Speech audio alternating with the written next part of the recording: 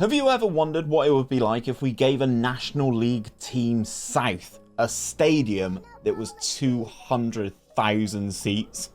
Well, this is something that you can play around with in the game before you set things up. There are some files that enable you to play around with such things like this. So I've done it. Today I have given a team in the National League South a 200,000 seater stadium to see if it makes a difference to their life, to their club, to see if things progress. And I have to say, I'm very intrigued as well to see how it looks in game. So I will say, if you like this sort of content, the sort of fun side of Football Manager, and not all the serious stuff, because tactics are making me pull my very limited hair out at the moment, please do drop a like on the video down below. Subscribe as well if you are picking up things for the very first time. So if we dive into game, here we are in the National League South. I am currently unemployed in this particular save, but I am set to attend this game here because 𝘼𝙗𝙤𝙪 have got a 200,000 seater stadium.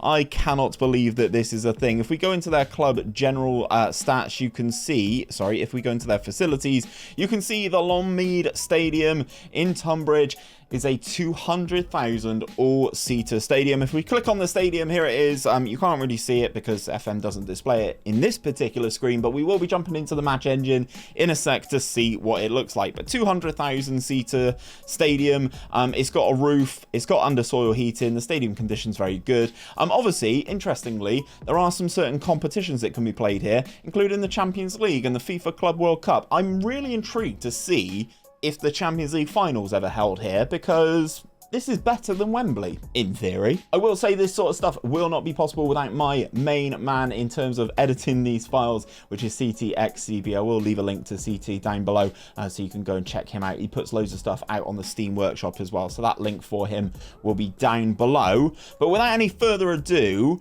let's dive into this game because I'm really intrigued to see how this stadium looks in game, because 200, that it just looks so ridiculous. Oh man. Obviously Vanarama National League branded as well. Look at the size.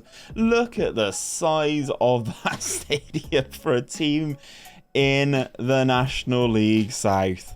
I cannot get over how ridiculous that looks, but to be honest, that actually looks like a decent little stadium, doesn't it? I mean, this puts stadiums like Old Trafford and stuff like that to shame, because this looks absolutely brilliant. We're not going to watch the game. I have the game set up, so obviously the teams are taken to the field here. I just kind of want to skip past the game and take a look at how big the attendance was in this 200,000 seater stadium.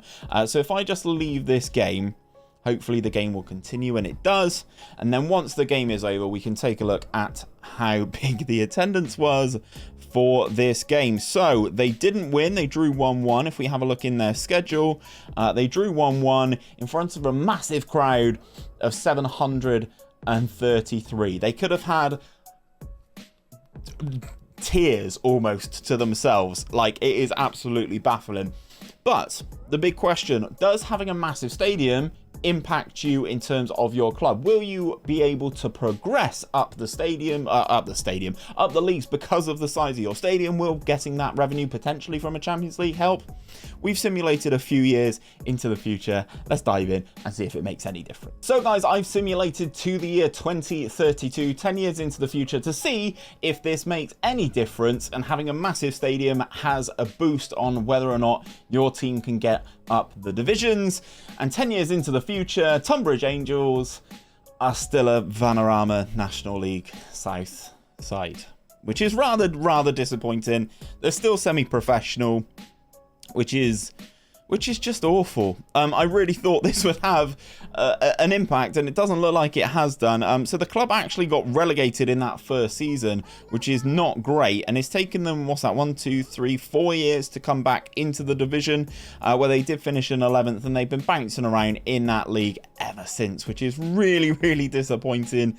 I genuinely thought having a stadium like this would make all the difference. Obviously, a stadium built in the year 2022. Let's have a look at the stadium to see if anything out of the ordinary has been happening, or does it just look like the 𝘼𝙗𝙤𝙪 have just been playing there as have their under-18s. Could you even imagine an under-18s game in a 200,000-seater stadium?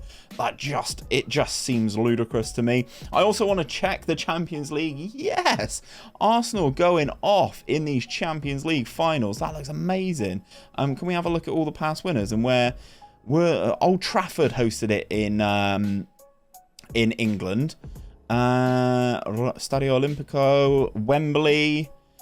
So unfortunately, Tonbridge Angels Stadium has not hosted the Champions League final in those 10 years, which is really disappointing. Because if you look at Old Trafford, capacity of 74, just under 75,000, without a roof. So, you know, the Angels Stadium is better. And if you look at Wembley as well, 90,000, obviously built in 2007. Under 𝘼𝙗𝙤𝙪, it says no roof, but our stadium's better. Unfortunately, it really didn't have that much of an impact on the poor little Angels. The Longmead Stadium with its 200,000 capacity. I would love to know what their record attendance is. How can I find that out?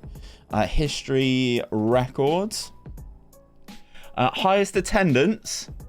Oh, really pushing the levels here. Their highest attendance, 2,252. So they've almost got 1,000 seats each. And that was for their National League South game against Maidstone on the 8th of November 2031. So that is the season that just happened. So did they at least win 8th of November? 8th of November.